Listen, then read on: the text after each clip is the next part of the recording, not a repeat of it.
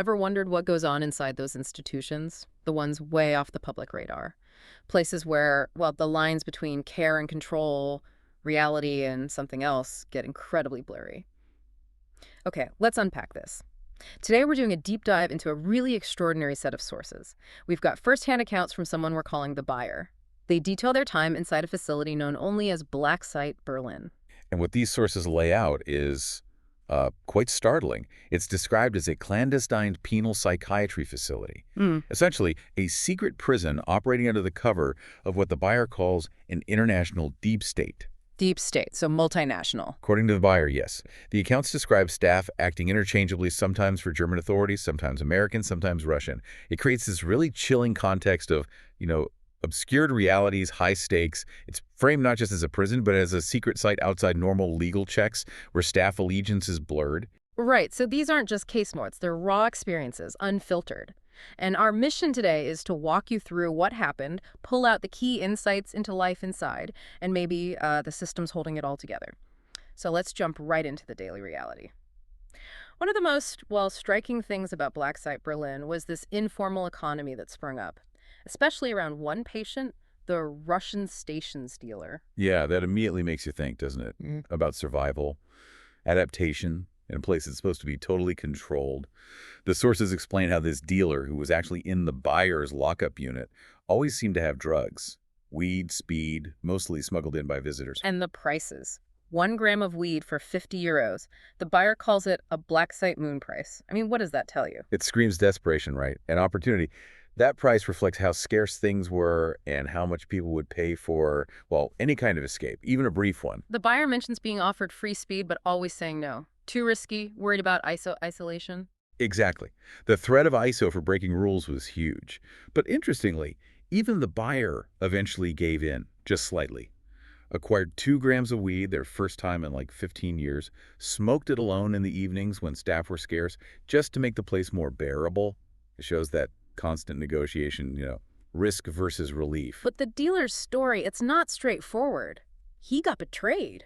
Yep, double-crossed by another patient, lost his stash, got moved to Station 10A, which apparently had looser rules. And what happened there? Did he lay low? Not at all.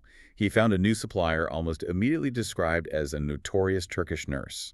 He even managed to get leave, ended up in a shared apartment in Berlin for a while. Leave from a Blacksite. Seems inconsistent, doesn't it? It suggests, maybe different levels of control or oversight within the same system, especially since his original crime, injuring someone lightly with a knife while high, seems minor compared to where he ended up. But his reintegration was temporary. Right, because his luck didn't hold what went wrong. Back to dealing in the shared apartment. Cocaine this time.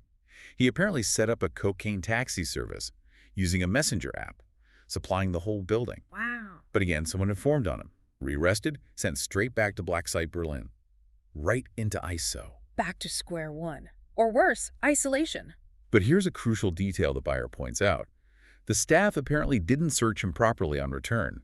Despite the usual strip search for ISO, he smuggled in 200 grams of cocaine in his underwear. 200 grams into isolation. That's astonishing. It completely changed his situation. Isolation is usually total deprivation, right? Suddenly, he's the most popular guy on the block, even from his ISO cell. People showering him with cigarettes, drinks, food, coffee, things you just don't get in ISO. So he's dealing from isolation? Pretty much. Most of the day locked down, but still running his operation. Eventually, they moved him to Station 10C. And he took everything with him. The leftover cocaine, a mobile router, 2 phones, even a projector. A projector, what for? Parties. Netflix streamed onto the wall. In a penal psychiatry facility. Imagine that scene. It's surreal. But the cycle continued, right? Betrayal. Always. Informed on again. Lost the router. 1 phone. He even sold the other phone to someone described as the NSU 2.0 guy. Linked to that German far-right group. That's the implication in the source, yeah. Yeah. It hints at the kind of people held there. And predictably, that deal also ended with him being snitched on. So it's this constant loop. Dealing, success, betrayal, punishment, start again. Exactly. It really highlights the bizarre social dynamics. And his eventual move to Station 3 for drug therapy, with his expectation he'd just come back again later, it suggests that the system itself struggled to actually manage or rehabilitate him. Okay, so beyond the drugs, life inside threw up some really unique interactions. Sometimes absurd, sometimes pretty disturbing. Let's talk about sport in the Blacksite. Right. The sources mention Station 10B had irregular sports sessions, a gym, but the buyer mostly focuses on the medication. Forced medication, they say, really messed with their vision, fine motor skills, made playing billiards, for example, just frustrating. And the staff during these sessions, what was that dynamic like? Yeah. Pretty unsettling, according to the buyer.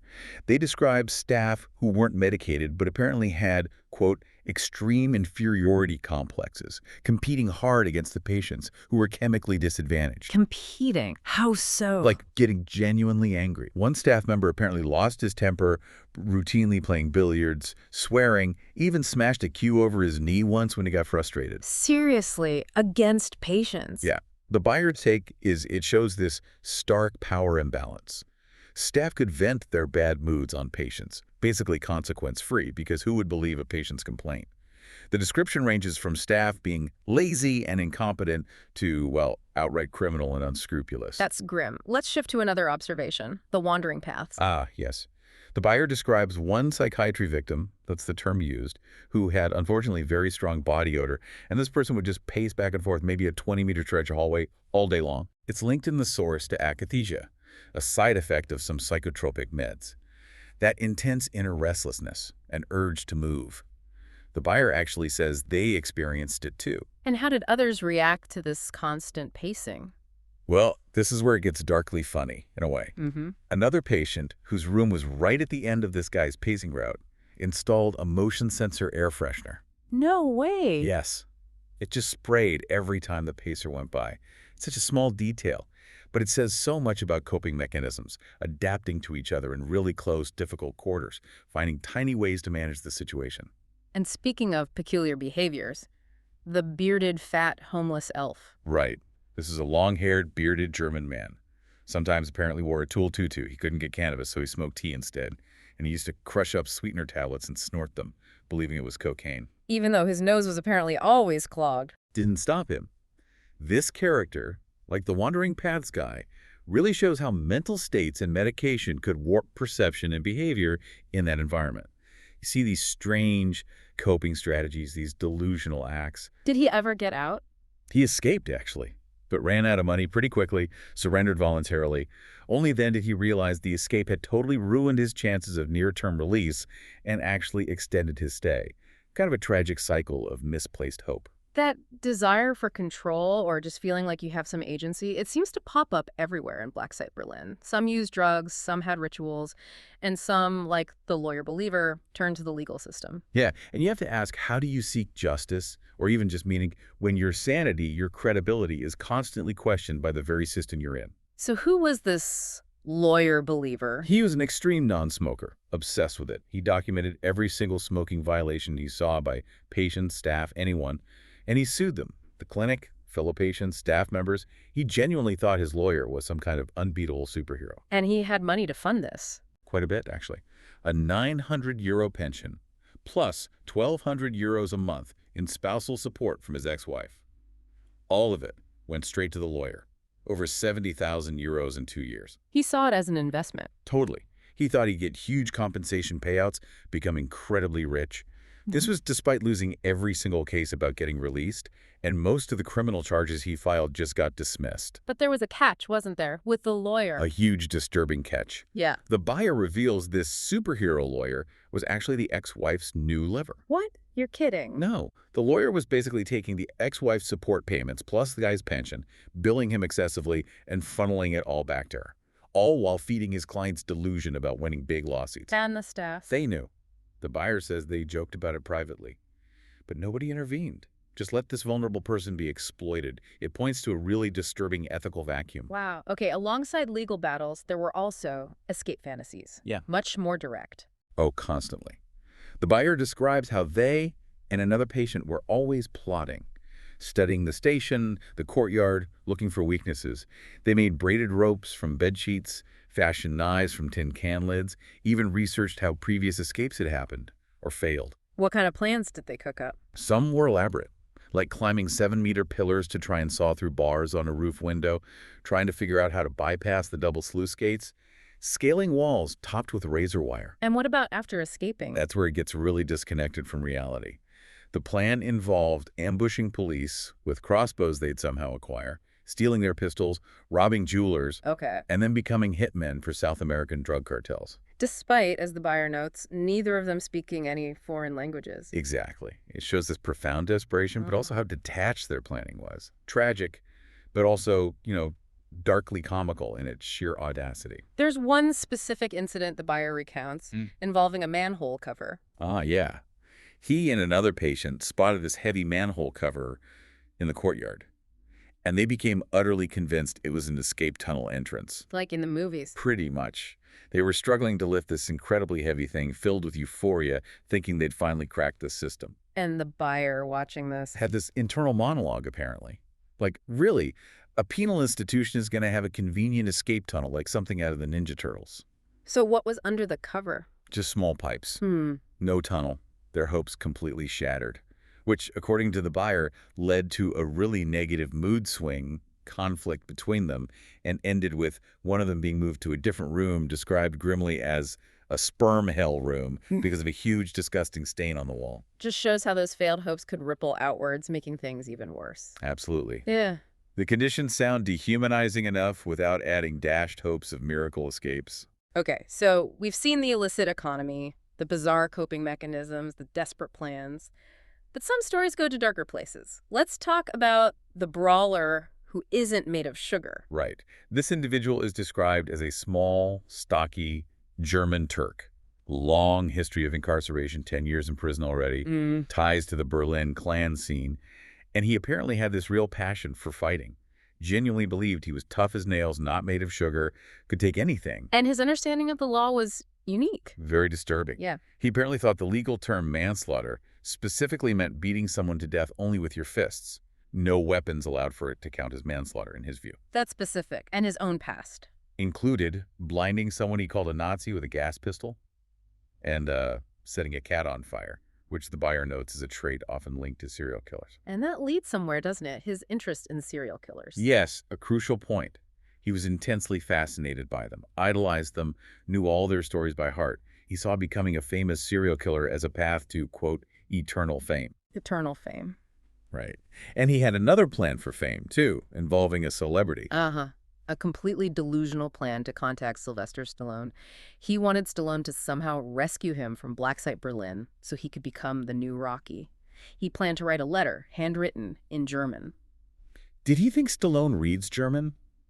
Or just assumes action heroes handle fan mail from psychiatric facilities personally? The buyer actually offered to help write it in English, but the brawler refused. He was convinced Stallone would definitely get a letter from a crazy asylum translated. The buyer's internal reaction was pretty sarcastic, wasn't it? Yeah, something like, probably notarized too. It just highlights the absurdity. He overlooked his weight, his lack of English, zero acting experience. Needless to say, Stallone never wrote back. It's this bizarre mix, violent history, delusional Hollywood dreams. And compounded by what the buyer describes as an extreme sex addiction. Masturbating maybe 15 times a day, apparently ejaculating on the wall because he often lacked tissues. There was that incident with the zombie movie. Oh, right. They were watching Dawn of the Dead. There's this brief, dramatic shot focusing on just a single zombie toe wiggling. And that tiny visual detail was apparently enough to trigger this guy's urge for self-gratification. Right there. It shows this extreme hypersensitivity, this distorted reality he was living in. And just to complete the picture, this same brawler, dreaming of being a hitman or Rocky, he was also the one who betrayed the Russian station dealer. Yep. Snitched on him when he couldn't get drugs himself. Classic example of the internal dynamics. And later, he recruited the buyer to help make homemade alcohol. Homemade alcohol how? Mixing juice, sugar, and smuggled yeast in plastic bottles, hiding them to ferment. Created more chaos, more risk, though the buyer apparently stopped participating after getting bad heartburn from the stuff. Wow. What an absolutely incredible journey into this world, Blacksite Berlin, seen through the buyer's eyes. From that underground drug economy, the strange interactions, the staff, right through to the desperate escapes and these really unsettling characters. It's more than just stories, isn't it? These accounts, they offer these profound glimpses into how people adapt or don't adapt under extreme pressure, how delusion and resilience can coexist. And they really force you to question assumptions about mental illness, institutional control, especially within a facility described in this way clandestine, operating under this shadowy, deep state premise. And that really is what the deep dive is all about. Taking sources like these, sometimes difficult, sometimes unusual, and pulling out those essential insights. It's kind of a shortcut to getting informed, with details that stick and always hopefully something unexpected to think about. So what does this all mean for you, listening? Maybe consider how environments, especially ones built around control, secrecy, and maybe questionable authority, can shape us. How they can push behavior in ways that are predictable, maybe, but also deeply, profoundly surprising. It leaves you with a tough question, really. Which is, In a world like Blacksite Berlin, as described by the buyer, where do you even begin to draw the line between protecting society, protecting individuals from themselves, or maybe protecting them from the system itself? something definitely worth thinking about. Thank you for joining us on this deep dive. We hope it's given you some truly thought-provoking material to consider.